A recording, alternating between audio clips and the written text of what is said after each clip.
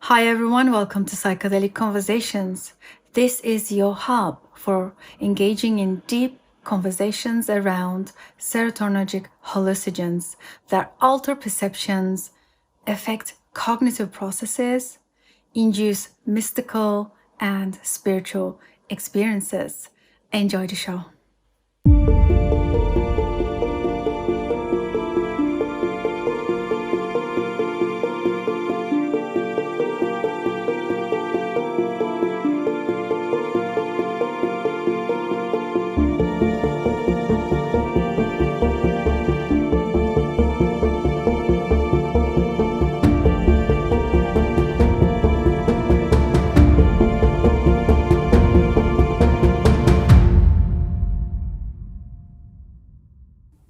Hi, everyone. Welcome to another episode of our Psychedelic Conversations podcast. So great to have you here with us. I have a very special guest, and his name is Sébastien Fouillade, which I had to practice a few times to say it.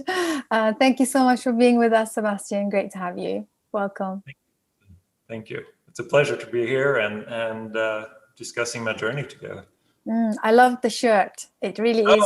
It's great. Yeah. It is Ganesh, the remover of obstacles, and right now I think we all need Ganesh, and I have a lot of coworkers in India right now that are in dire need of Ganesh. So that's why I'm wearing.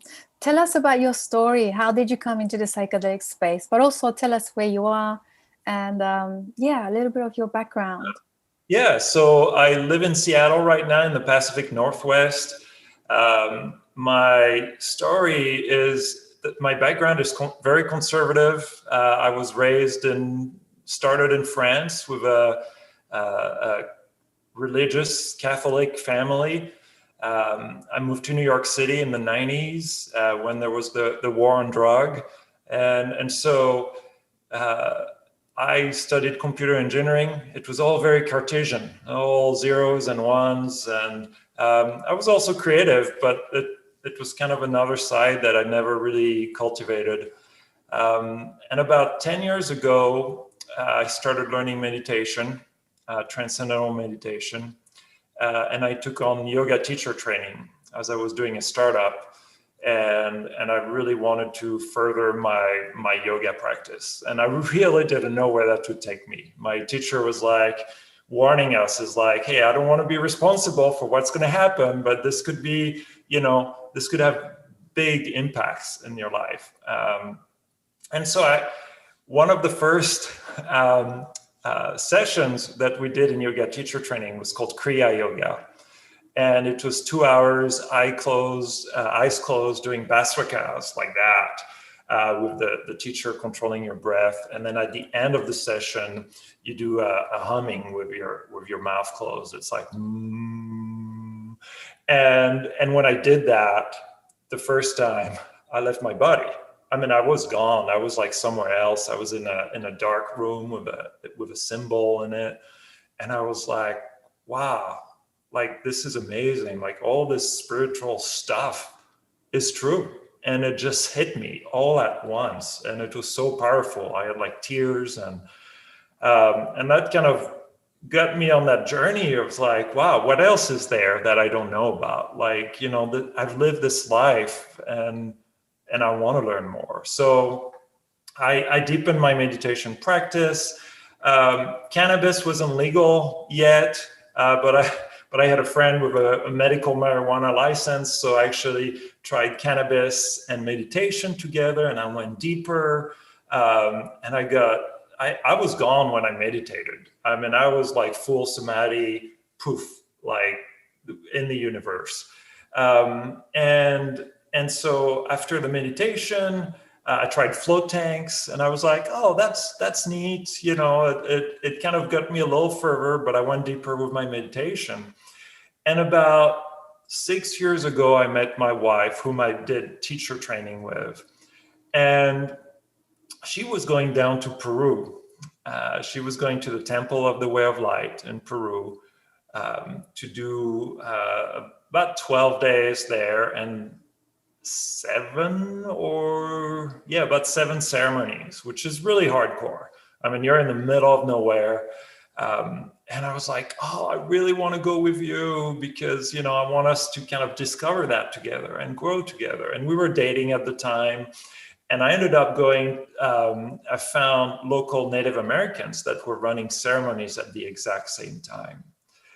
And so it was really amazing because the ceremonies, she was doing ceremonies in Peru at the same time I was doing ceremonies on the Olympic Peninsula next to Seattle.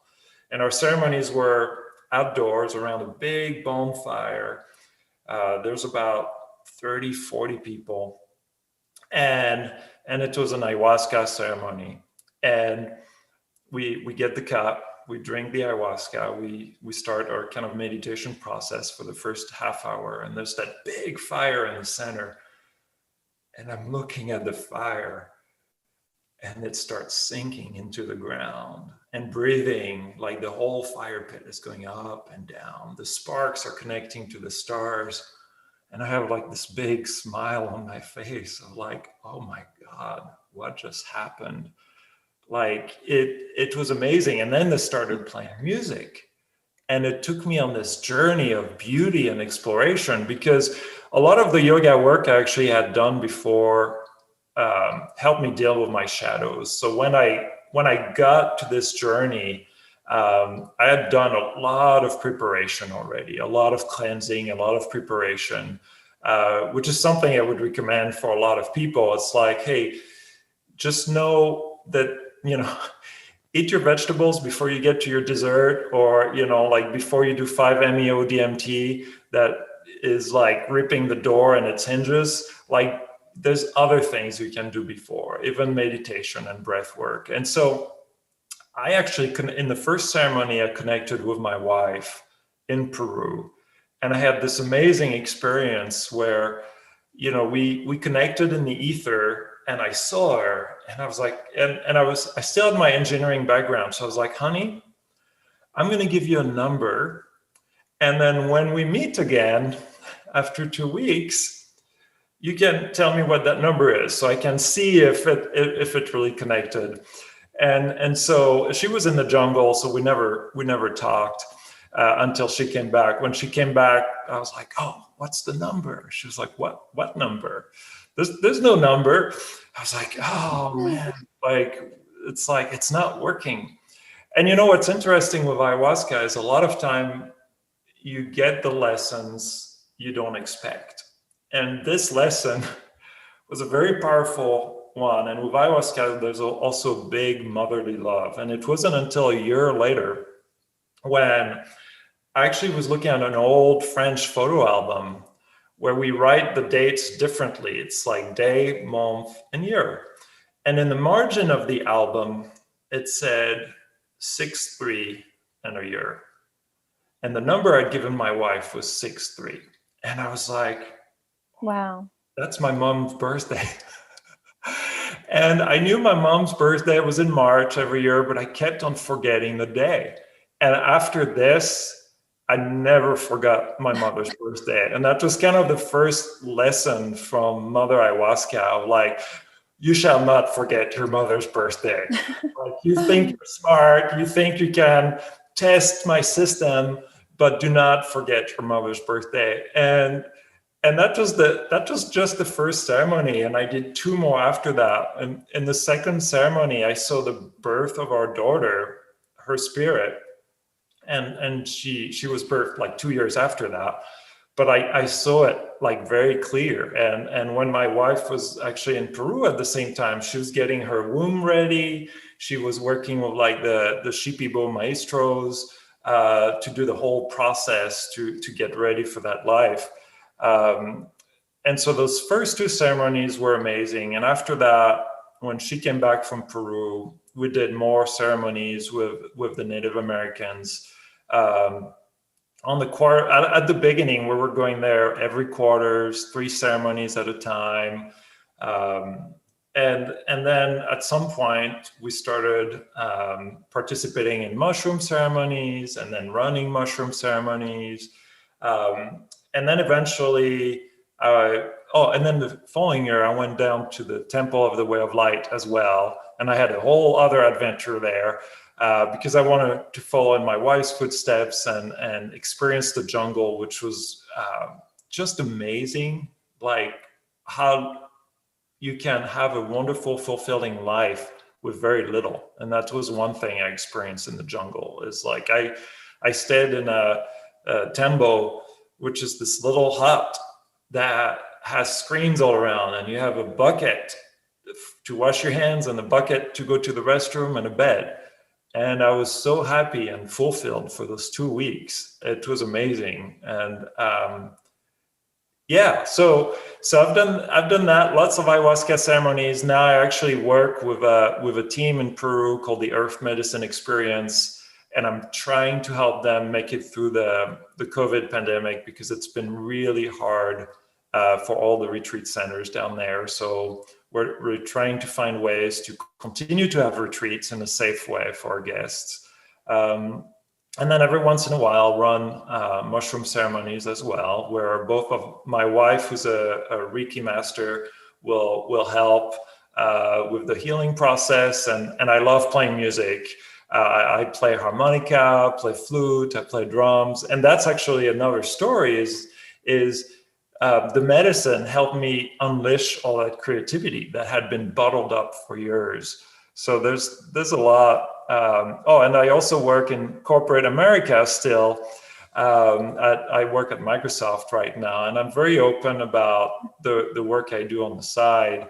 And it's interesting because Microsoft is still very much a conservative company, but they're trying to be open. They're trying to be more diverse and inclusive. So I'm kind of pushing the boundaries there and enjoying doing that. Amazing. Beautiful story. Thank you for sharing. Oh, thank you. So I'm hearing finding mystical in corporate America.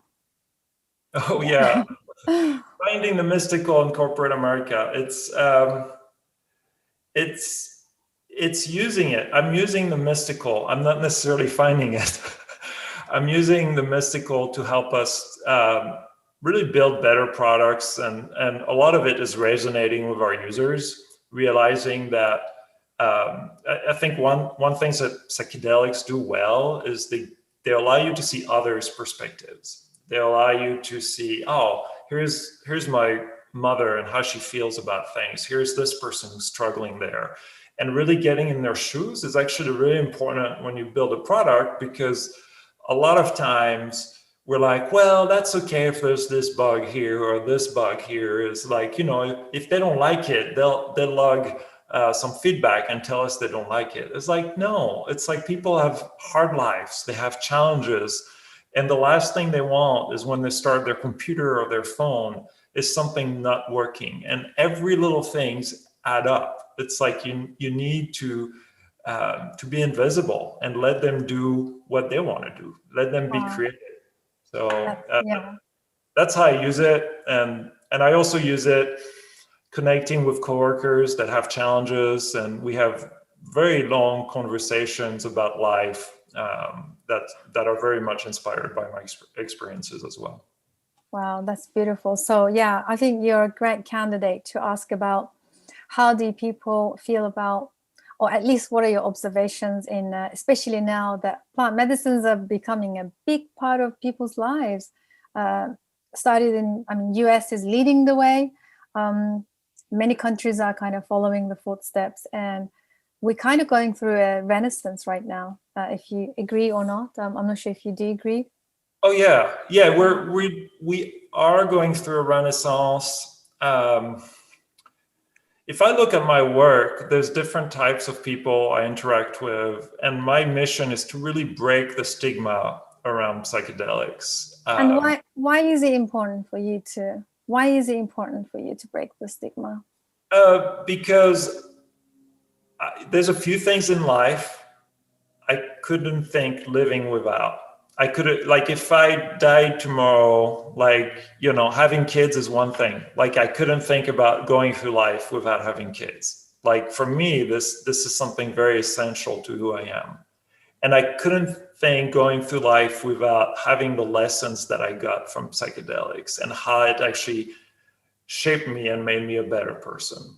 And I do think that there's so much good and light and positivity that can come out of this, that it's really sad that people are still not open to that. And I'm still meeting people at work that were part of that 90s war against drug campaign, your brain on, your brain on drugs and all that. I used to see that in the train when I went to New York City. They had those posters, and it was like brainwashing about how bad everything that's not sold by a doctor or pharmacist is, and this is so wrong. And so I do want to break that, and I do want to help people. Like one of the messages I had in one of the ceremonies, I actually met with the Shipibo elders in the ceremony. They were like giant trees looking down on me, and I talk about it in my book briefly. And they're like, no, like follow your path, help people, heal people. And so when people get that message, you can either ignore it or you can drop everything and go all into it. And dropping everything wasn't an option for me because I have a family, I have some responsibilities, but I also believe that if it's meant to be, it will happen. I believe that time is relative, and a lot of those things have already been written. So if I'm being called to that, I will do that, and I will walk the path and I will follow it. Mm-hmm. So, I try to help break the stigma, because breaking the stigma is part of that journey. And then I'm also right now trying to connect with others in this space to help them if they're building products. If they're anything related to psychedelics right now, is I'm saying, how can I help? How can I, there's so much good to do. Mm-hmm. I see. And do you find it really difficult working with a conservative, corporate company? How do you... I know you said you're kind of balancing the both, but how does that look like every day? It is challenging because what's interesting in the high-tech industry is we created all the rules. We created all the rules, and one of the messages that I had in one of the ceremonies was like, heaven is on earth, but in many ways, sometimes we turn it into hell. But heaven is there. It's all around us. And with technology, it's the ultimate expression of that, where you have the potential to do so much good, but we put so many rules, artificial deadlines, and it makes it really difficult to actually do all that good. There's a lot of overhead, there's a lot of politics, and some of the things I've seen in my journeys have shown me incredible beauty. And I'm like, we have the potential to create some of the most beautiful things, and we need to hold ourselves to that bar. And what I find sometimes in corporate America is there's maybe more focused around the shareholders and trying to be the best at returning value for the shareholders, which doesn't always result in beauty and in the best impact we can have as humans. So, it is challenging.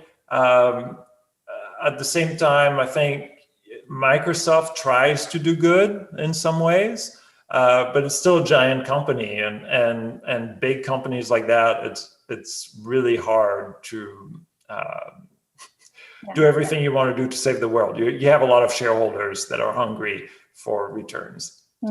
For sure. And how do you feel about Silicon Valley tech giants using LSD or similar microdosing for creativity? And there is this also, isn't it? There is this other world out there where technology is where we are because of the psychedelics somehow. It's interesting because the first time I learned about that was when I read Michael Pollan's book a couple of years ago.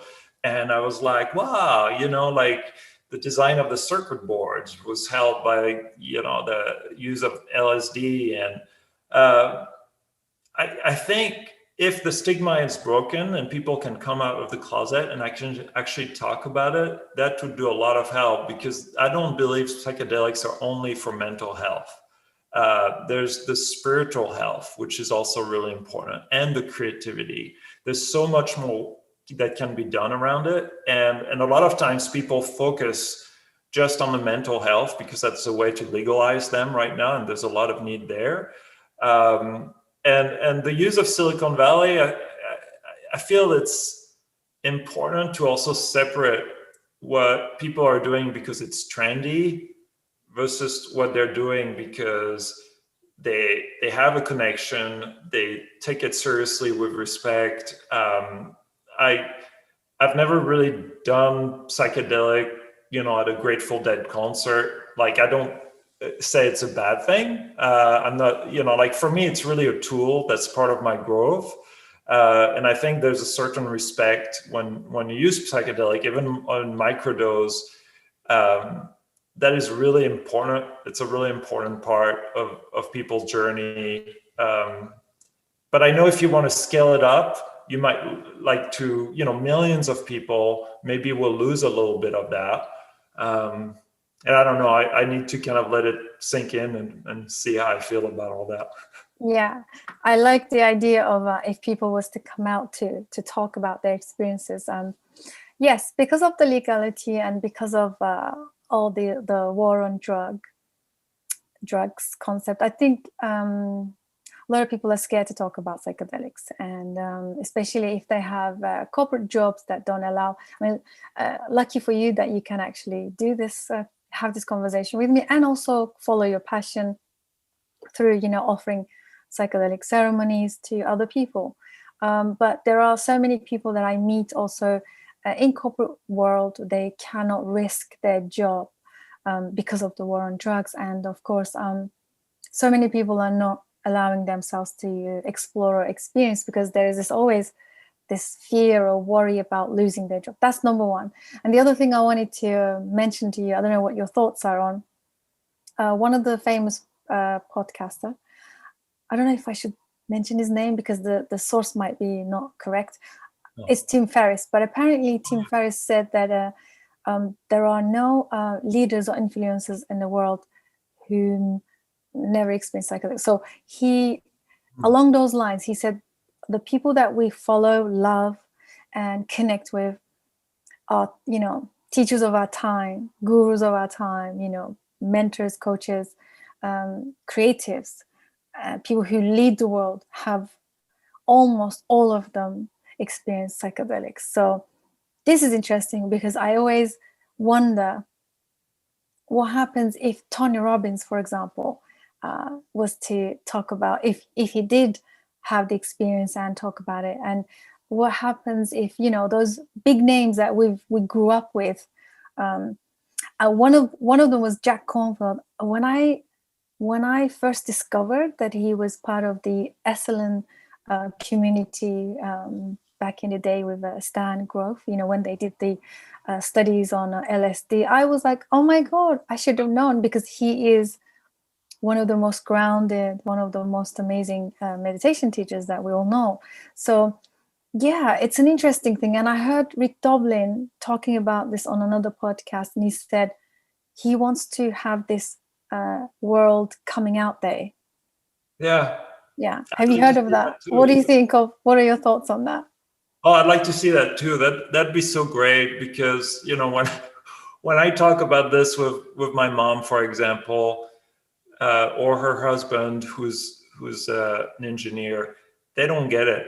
Like, they think it's not real. And I think mind altering. It doesn't do anything for you. Yeah, it's like, I'm doing this for fun, and I'm like, no, it's some pretty hard work. But I've got books, and I'm in journals and journals of lessons that I've gotten,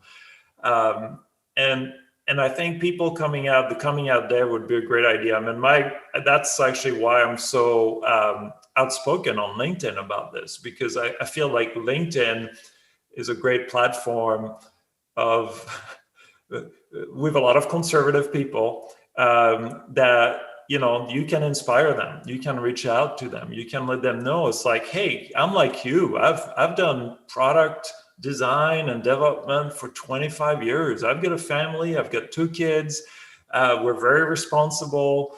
And this has helped me a lot. I mean, this has helped us in our relationship. This has helped me in my work. This has helped me help other people. And the coming out day would be so great.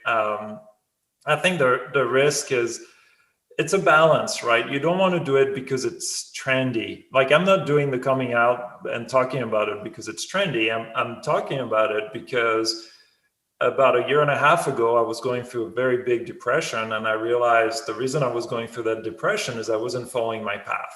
I was trying to keep my corporate life and my personal/spiritual life separate. And my subconscious was like, oh, you think you can do that? You think you can keep doing that? Well, I'm gonna make you feel terrible. I'm gonna give you brain fog. I'm gonna reduce your drive. And and then I went to a doctor, and the doctor was like, well, I can give you some meds, or you can talk to a shrink. And I went and I did a really hard ayahuasca ceremony a year ago, and I realized, I was like, no, like, this is because I'm not bringing it together. I'm not honoring who I am. And I think for the leaders, the coming out day for the leaders, it would also help all the other people that are looking up to them and that are probably personally struggling with coming out and being open about it with their family, even with their children. Like people ask me, is like, well, what do your children think about you? I'm like, I talk about it all the time. I talk about it with respect. I talk about it as a tool. And they know that when they're ready, if they want to go do an ayahuasca ceremony, I'll be the first one to take them once they're 18, because then I'll probably get into some trouble. But I'll be the first one to take them. And I think it's how you talk about it and how we change people's mind. And it's a lot of work. And so I'm trying to do my part. And I expect to do more in the future.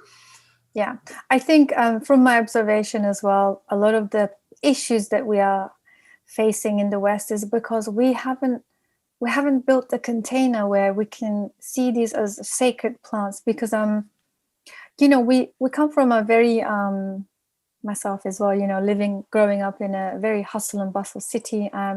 It's all about competitiveness and success and getting somewhere and creating, a life that people admire, and so you can fit into society. So it's very difficult for us to let go of all of that. And most people that I speak in the psychedelic space is, yes, there is a wisdom available for all of us, but you need to reciprocate. You need to let go. What are you prepared to let go of? Like, what are you willing to let go so you can receive this authentic way of living? Because I feel when you spoke about your depression, it's true. You probably denied to have this authentic life, so that the body says no at some point, right? Yeah, absolutely. And we have a lot of amazing doctors out there. I mean, Dr. Mate is one of my favorite, and he's actually sat with Iboga and ayahuasca. And I remember he did retreat with the Temple of the Way of Light as well. So, I mean, there are incredible people out there doing, putting their life online, because he risked his license as a doctor and so many things. And I just hope that people like him will have the courage also to speak about their experience. Because what I get sad about is some of these leaders in the coaching and mentorship world, they it's almost comes as they did this with their own will. Like, it comes at us, people who don't know about the power of psychedelics, for example. They admire and put them on a pedestal, which is not a bad thing, because sometimes we need an entry point to get into the work, which I respect. And some of them, they truly are doing an amazing work, but of course the legalization is not allowing them to speak any of it. But I just don't want people to think that, some of these leaders that are influencing and impacting so many people, have done this alone. Sometimes we cannot do that alone. We need the external force to open us up and step into the authenticity, right? So you got to learn to surrender sometimes too. Like that was a really big lesson. I remember I was really struggling a few years ago in an ayahuasca ceremony, and the message I got was like the ultimate fight that you'll have is learning to fully surrender to a higher calling or a mission or the teachings, and really understand them. And that was hard because you always want to, you have your comfort, you have your ego, you have who you are, and fully surrendering and completely opening yourself is also a big risk. But it's so rewarding when you do that. Like in fact, my first out of body experience through breath work, I had no idea what I was getting myself into. I was like, Kriya Yoga. Oh, the name sounds cool. I'll just go do that. And then, the teacher was like, oh, you're just going to have your eyes closed for 2 hours and do a few things. I was like, well, okay, I'll try that. At the end of 2 hours, I'd completely surrendered to it. And that's how I got the breakthrough. And I think, a lot of the people, like you're saying, is it's a lot of work to do. You get a lot of help, and you do take risk. Like for me, it was a big decision with a family to be more outspoken about this. But it's something that, like, I couldn't live without doing it anymore. Like, would you say,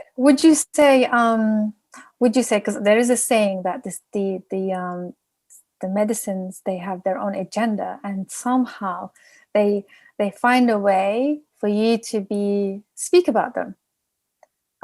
Like so many people who've never tried psychedelics, they are terrified of even talking about them. And then you see this whole psychedelic community continually talking about them, and they are on a mission to impact other people. So do you think there is some spirit force behind this through the medicines somehow? I mean, I've seen it. I believe it. It's, I see it. I mean, I get so many lessons all the time. I'm like, I don't know. It's funny. It's like talking about God. Some people say God is out there. Some people say God is within us. And about this, you could probably say the same thing. You could probably say, is the spirit that's got this mission out there, or the spirit within us that's being, like waiting to be unleashed? And I feel like maybe it's a little of both. If you look within us, when we do ceremonies and journeys, we all tend to have similar visions sometimes. We all tend to have, and so maybe it's encoded within us and the medicine is waking this up. And maybe there's like lots of explanation for why that is.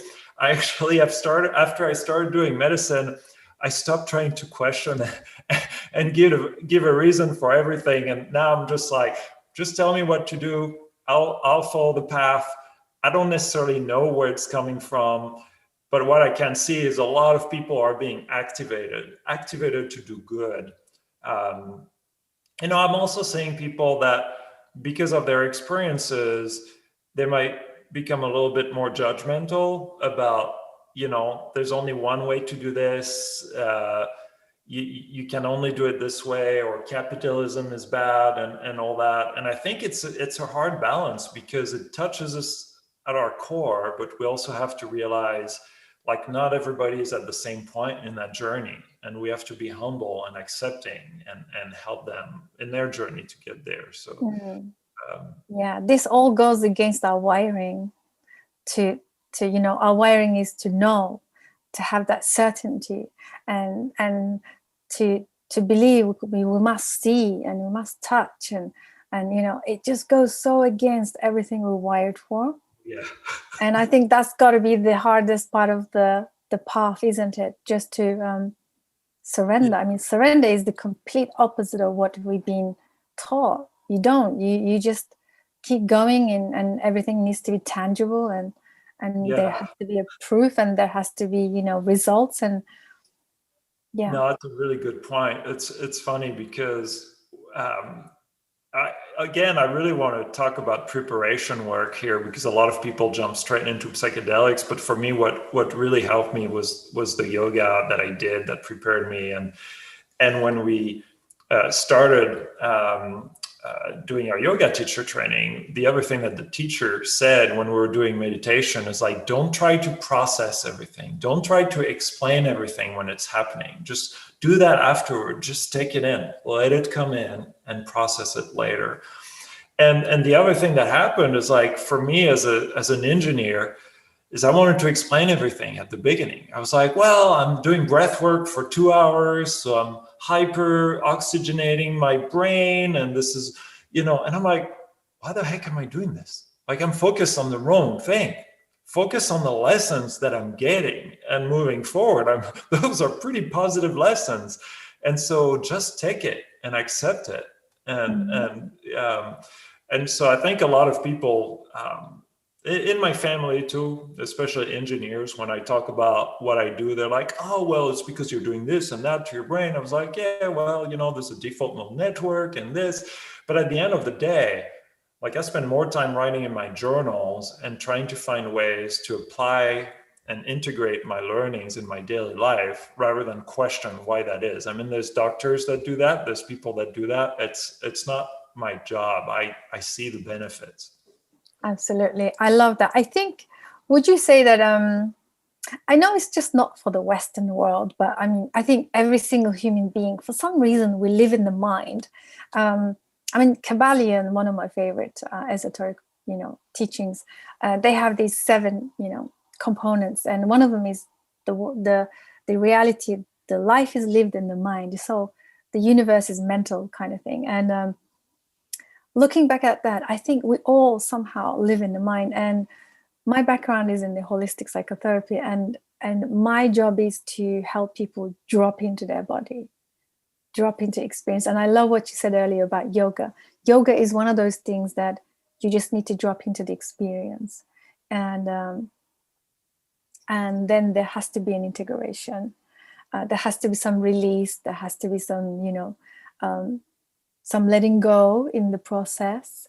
And you're right. I think a lot of people who are scared of exploring bigger psychedelic experience, 100%, I would say, I'm with you on that. They should start slowly dipping their toes in with a yoga, a meditation. Oh, yeah. Some kind of something that a breath work could kind of help them to ease in, right? Oh, yeah. Here's the thing that I'm a little worried about with celebrities coming out and talking about their experiences is, Mike Tyson talking about the toad, for example, is people then are like, well, I need to go do the toad because Mike Tyson did the toad. And I'm like, no, you don't. That's not the right reason. You need to do your research. And for me, it's like the toad is like way out there. It's kind of a last resort, or unless you feel a super strong calling, is like the things. And when I interview people who are interested in doing some journey, some psychedelic journey, I always ask them, it's like, well, do you have a meditation practice today? What are your healthy habits? What do you do to take care of yourselves? Do you do yoga? Like, if you don't do those basic things and then you just jump straight to psychedelics, everything is going to come hit you at the same time. And then there's no need to do that, really, like when you can actually ease into it. Like the Kriya yoga that I did, it reduced me to nothing and it rebuilt me. It made me face the fact that I was using anger to fuel my energy when I could use love. Like, those were things that happened in yoga with breath work. And so when I got to psychedelics, I could actually focus on other things. I could focus on creativity. I could focus more on love and lessons around love and relationships. So I think it's really important for anyone considering psychedelic experience to also look at what else is available to help me grow as a person before I get there. I love that. It's almost like building capacity for the experience, right?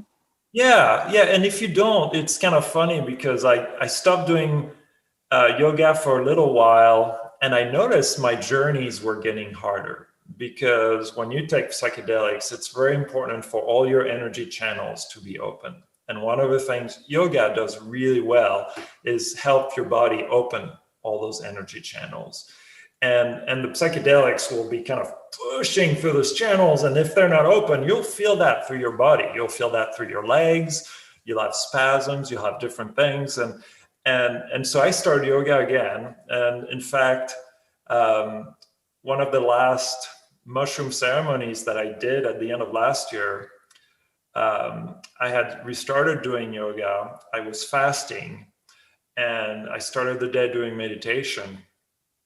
And through the day, I did about 30 grams of dried mushrooms. I started at 10 in the morning and ended up at midnight, because I was fasting through the day. All I was eating was mushrooms. And I really wanted to feel the medicine, and I wanted to feel with all the energy channel opens. And 30 grams is not something I would recommend to anyone. This is like 6 times the hero dose. But this is something I was like, if I was learning with a teacher, what would the teacher dose be? How would I give myself fully to the medicine? And because I had done all that preparation work, this was one of the most beautiful mushroom ceremony I've ever had. I mean, I approached it with respect, with the energy channels open. I connected with crystals, which I had never connected with before.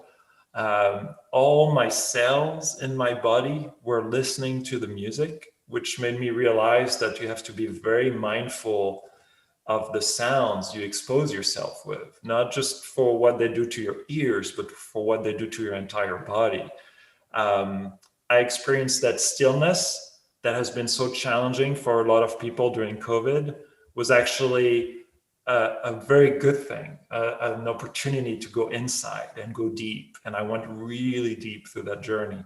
So there's a lot of things you can do with psychedelics, but there's a lot of preparation that I believe that is really important. And a lot of retreat centers sometimes kind of like do some hand waving around that.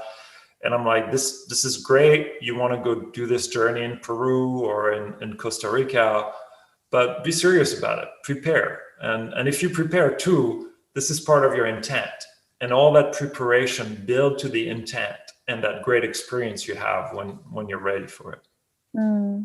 Beautiful. Thank you for sharing that. I think harm reduction is at most crucial right now, isn't it? Because of the trend and because people are going for a trend. And like you said, not every retreat center is maybe also like just to get more people in, they might just kind of dismiss some of those things, which is understandable. So it is our own responsibility, right, to do our own work and take responsibility where we go, what center, who, do we trust this person, wet the person, the place, the safety and everything we need to take in consideration, right? It can't be just just want to explore psychedelics, so let me go and do this.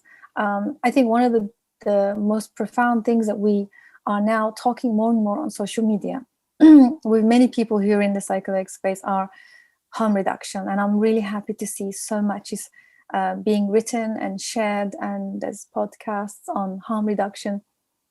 Some of our listeners can also take this on board, that I think harm reduction is, for me, the number one important thing before any psychedelic experience. And the next would be the intention. Like, why do you want to explore? Not just for the trend. I mean, I don't have any issue with if you want to explore it for the recreational purposes, but there has to be a level of respect, and we need to treat these as powerful substances, can change everything. And we need to come with that humility, that approach, right? This is also very important. So thank you for pointing it out. Can I just ask one question about your practice? So you are committed to help people with mushrooms. And what does And that and ayahuasca as well. So that's ayahuasca as well? So how do you take people on? Do you go through like a whole interview process? Like what are the things you really take care of before they come and have this experience? I think it's very selective, and it's not just helping them on my own with me giving ceremonies. It's actually more helping me help them in their journeys, whether they end up working with me or end up going down to Peru, or it's helping them in many different ways. But I think what I try to do is really understand what their practice is first, really setting their expectations, really trying to understand their motivations. Why do they want to do that?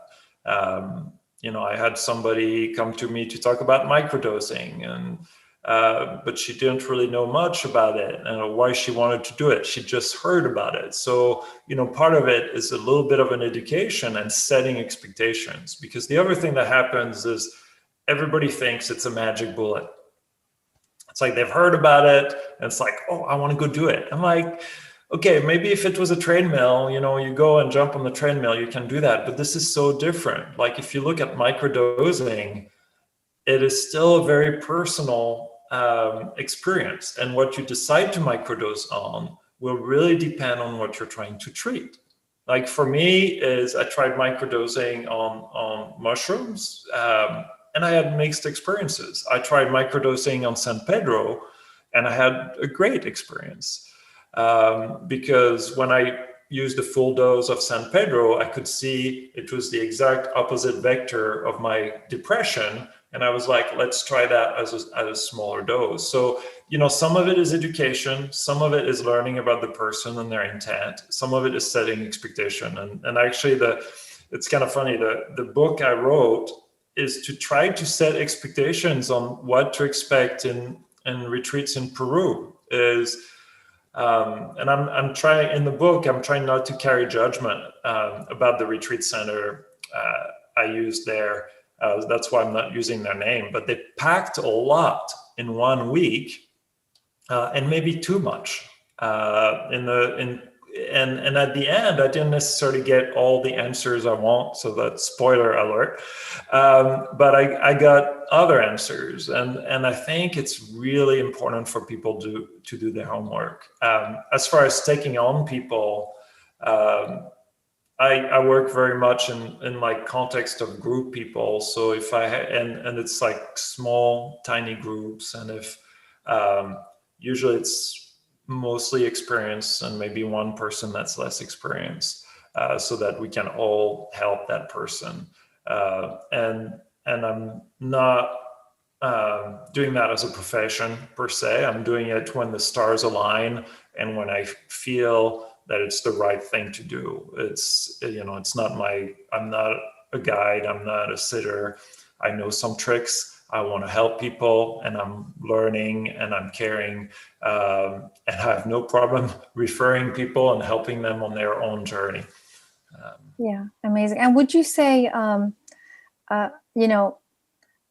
instead of expectations, maybe intentions, like what to, for the journey, and would you also say that places in like Peru or the real hardcore retreats, do you think sometimes it's best to maybe kind of understand where people are at? For example, people who are educated in certain people who work, let's say, for example, people from the corporate world, they will probably be having different intentions and expectations. People from a religious background, people from like different like healing arts, would you say each person goes into a different category, and when they try psychedelics, they come and they bring something that they're wired for, so their expectations and their needs change with where they are and their background, would you say? I think, well, there's a lot in there. I think each person definitely is very unique into what they bring with their background, and where their journey is going to go and what they need. And some people feel like they need to have the hero's journey. They feel like they have to travel really far. They have to battle their demons in the jungle, and then they'll be back and healed. And that feeling that they have, that this is the thing that needs to do, is real, and it's their intent. And it might be that somebody else might just go to a local sitter and have that journey, which is more internal than physical, of taking a plane and going to the middle of the jungle, but also get amazing results.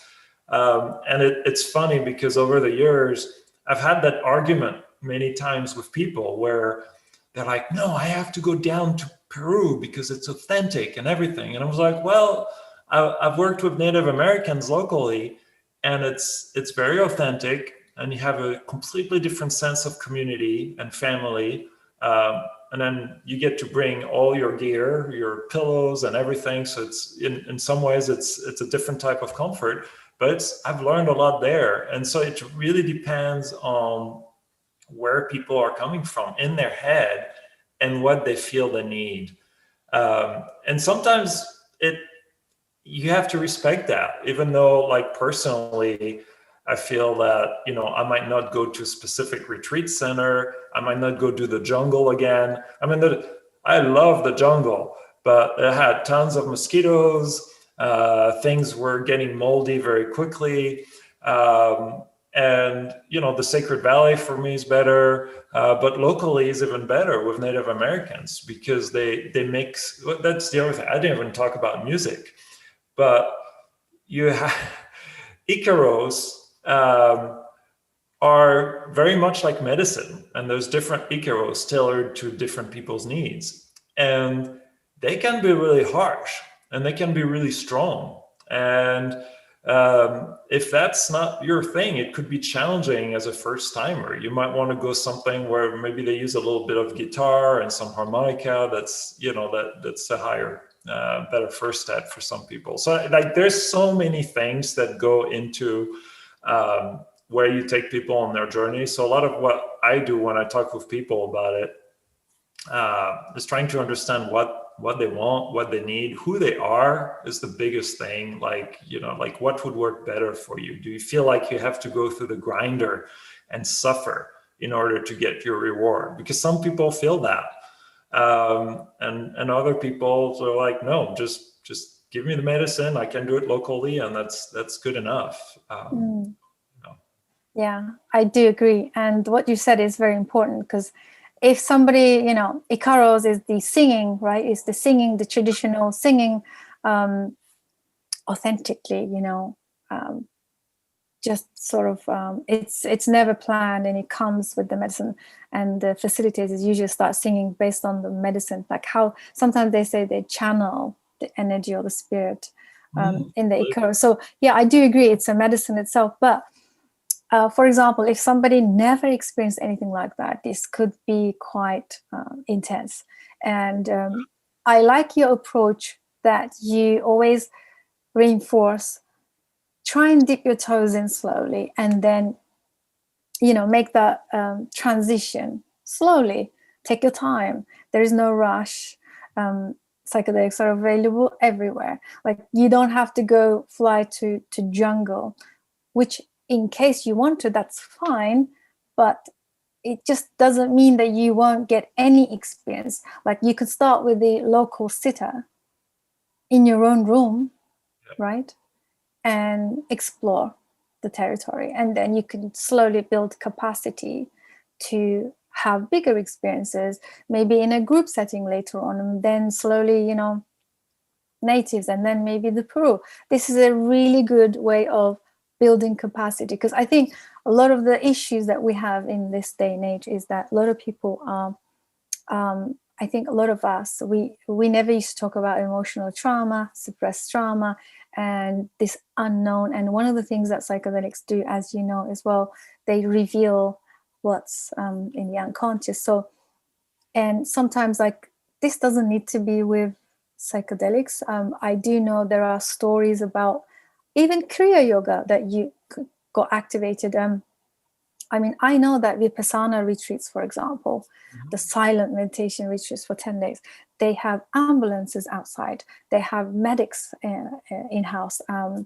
You know, some yoga, like some, you know, gyms and retreats sometimes. Oh my God, even the yoga retreats, sometimes they have someone trained in, you know, responding to an activation.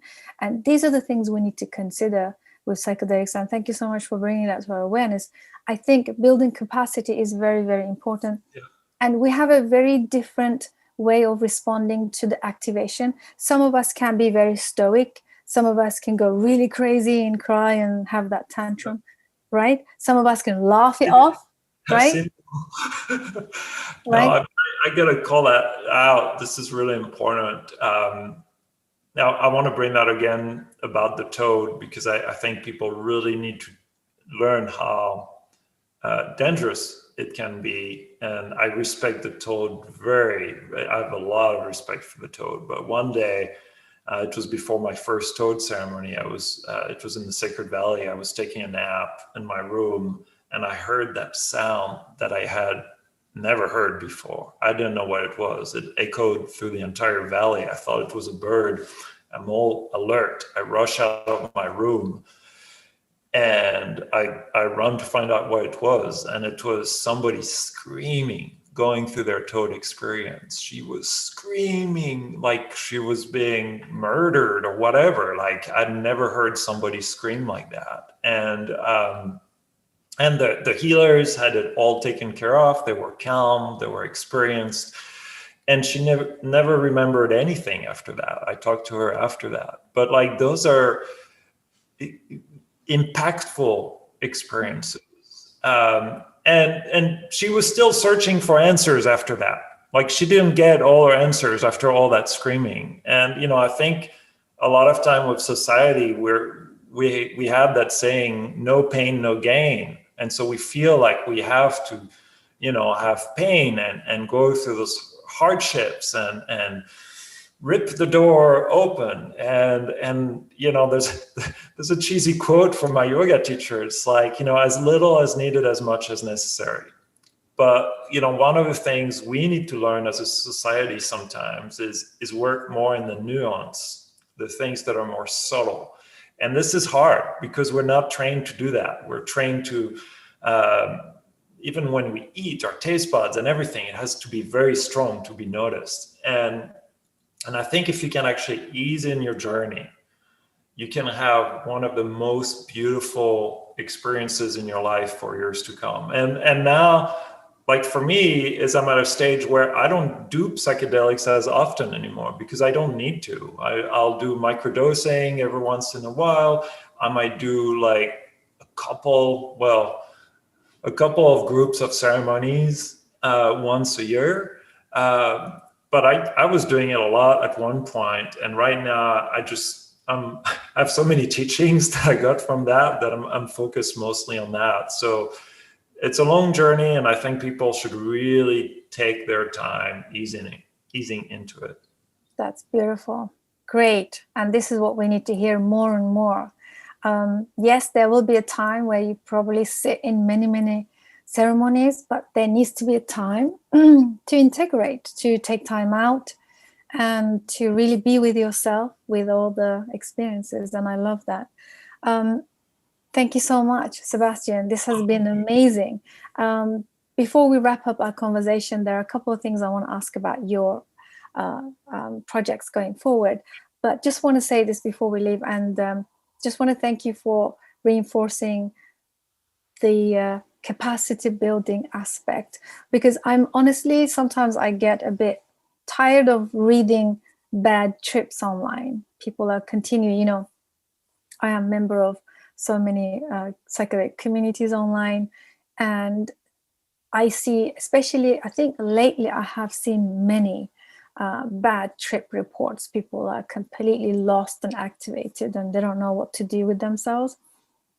I think your message is great. It's exactly what we need right now, to, especially the pandemic itself has been a force of activation.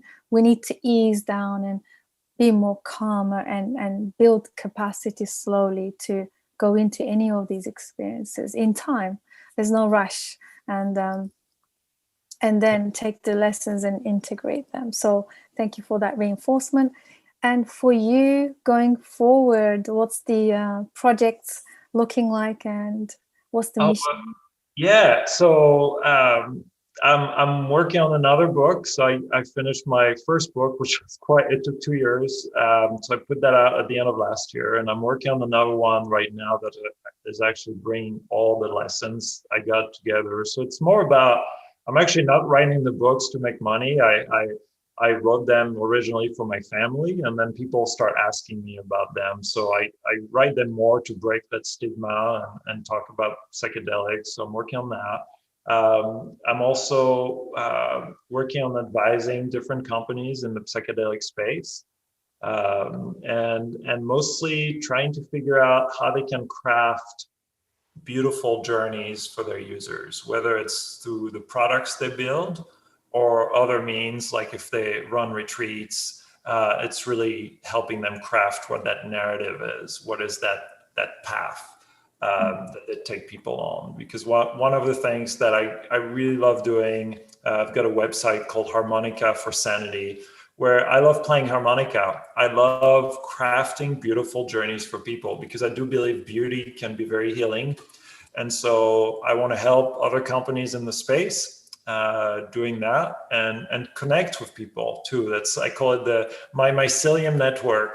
I want to connect with other people I want to be with in this space, and see what beautiful mushrooms will come out of this. So that's kind of where I'm at in my journey. And honestly, the last 2 weeks were supposed to be a vacation for me, and I've been more busy than ever, because I'm following my calling and connecting with so many wonderful people like you, and I'm sure some people in your audience. So.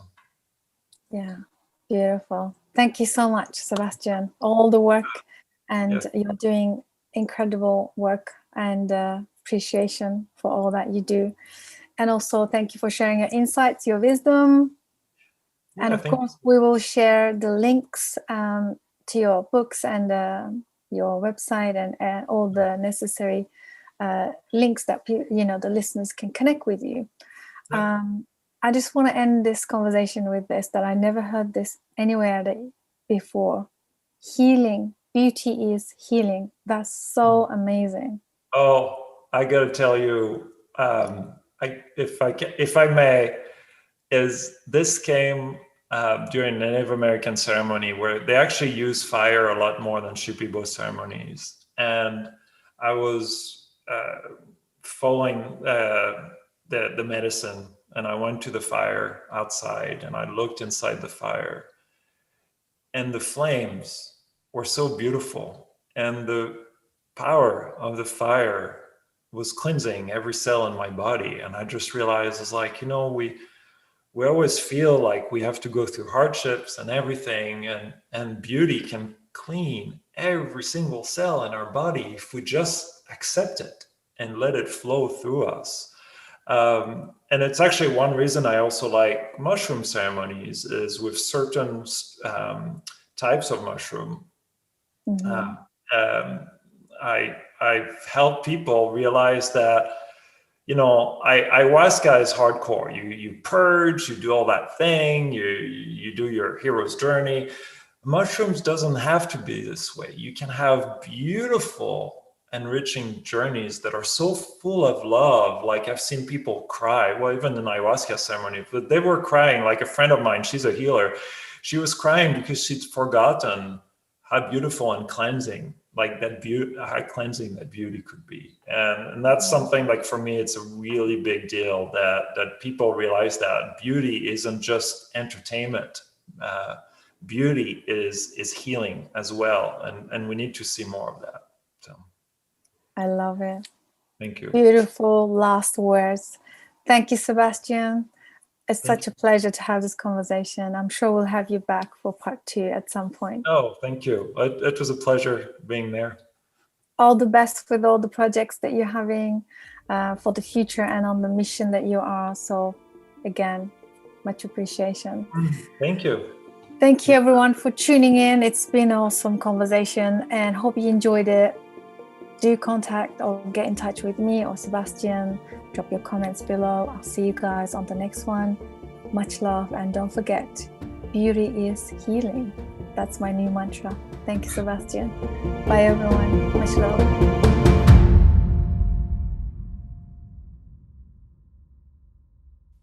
Thank you so much for joining us. Psychedelic Conversations podcast is designed to educate, inform, and expand awareness. For more information, please head over to psychedelicconversations.com. You can also share with your friends or leave a review so that we can reach more people. You can also join us in our private Facebook group to keep the conversation going. This show is for information purposes only, and it is not intended to provide mental health or medical advice. Thanks for listening.